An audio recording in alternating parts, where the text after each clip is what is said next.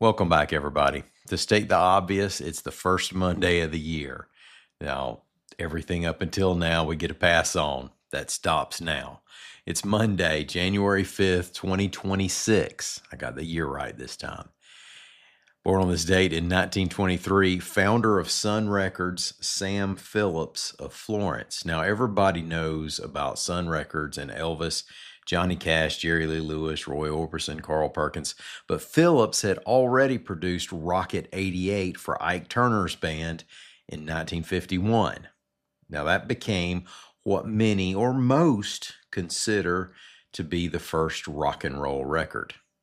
Of course, there's really no first rock song, but the single was seminal enough. And even though the song was fairly derivative of previous R&B numbers, it had the then unique sound of guitar distortion accidentally created when Phillips stuffed a newspaper into a busted amp to try to hold it together.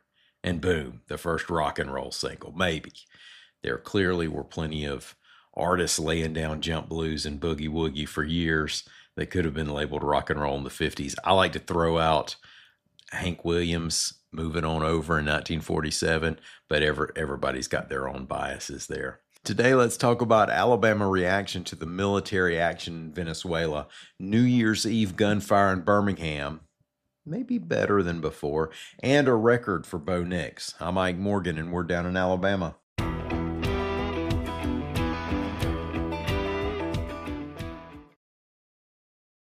The new year brings new health goals and wealth goals. Protecting your identity is an important step. Your info is in endless places that could expose you to identity theft, leading to lost funds. LifeLock monitors millions of data points per second. If your identity is stolen, our restoration specialists will fix it, guaranteed, or your money back. Resolve to make identity health and wealth part of your New Year's goals with LifeLock. Save up to 40% your first year. Visit lifelock.com/podcast. Terms apply.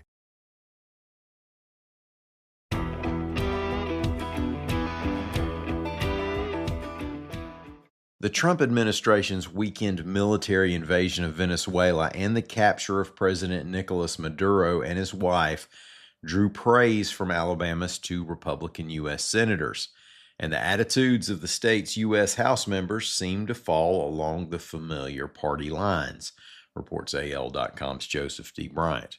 The Maduros are in New York facing international drug charges. The bold extraction came amid rising concerns over the legitimacy of Maduro's administration and whether he is a dangerous, destabilizing force, aligning with America's foreign rivals and boasting massive oil reserves. Senator Katie Britt claimed the move will save countless lives, while Tuberville said it was, quote, a warning to anyone who threatens our country. Now, Republicans in the House who spoke out or posted their thoughts over the weekend likewise supported the administration. Alabama 7 Congresswoman Terry Sewell argued that the president doesn't have authority to order the invasion and warned of a regime change war that would cause more instability in the region. Of course, previous presidents have taken controversial latitude with the War Powers Resolution, which itself has been controversial and allows presidents only limited non-congressionally approved use of the military during, quote, a national emergency created by attack upon the United States, its territories, or possessions, or its armed forces. Now, the military action did trigger a smattering of protests across the nation beginning Saturday. In Alabama, there were at least 3 in Huntsville, Birmingham, and Dothan. The Huntsville and Birmingham demonstrations drew a few dozen people each, according to reports. A headache to law enforcement and citizens in many cities, including Birmingham, is the gunfire that takes place on the 4th of July and New Year's Eve. This New Year's Eve, according to Birmingham police, the city's ShotSpotter gunfire detection system showed that gunfire was way down from recent years, reports AL.com's Carol Robinson. There were only 4,688 rounds from 597 incidents that registered on the system. Yes, I said only.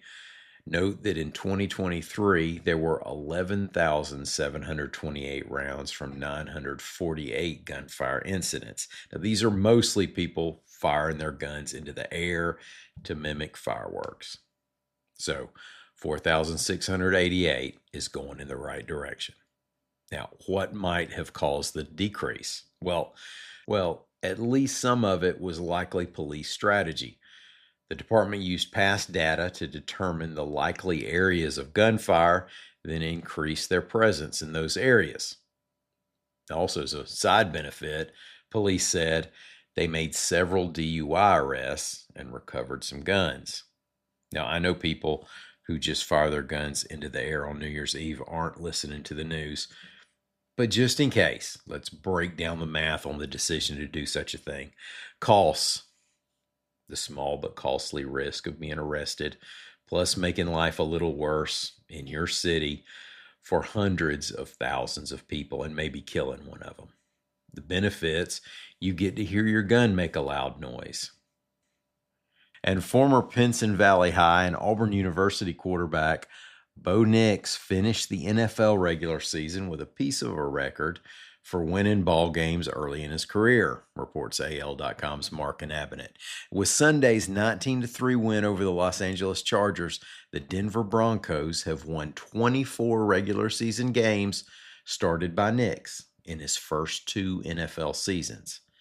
That ties Nix's teams with Russell Williams' Seattle Seahawks teams in 2012 and 2013.